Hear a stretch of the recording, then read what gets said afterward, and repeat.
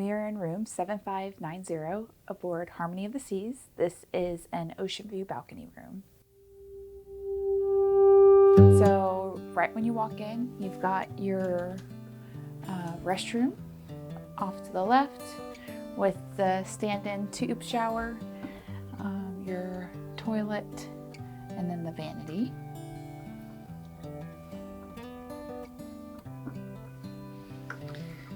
And a full-length mirror as well.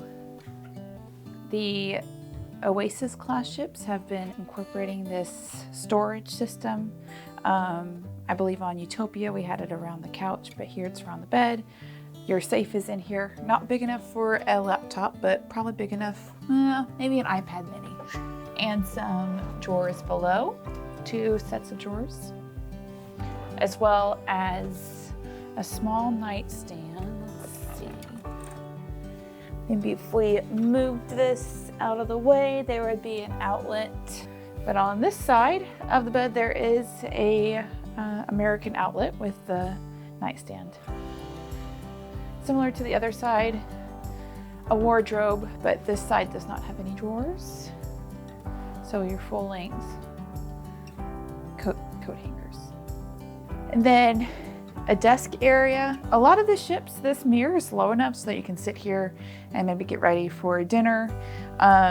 This chair is either too low or the mirror is too high. Maybe a combination of both, but you cannot do that in this setup. Of course, we have a sofa that would turn into a pull-out bed in the event that additional people are in the room. And we have a dresser system of drawers, and I assume the cooler is in here.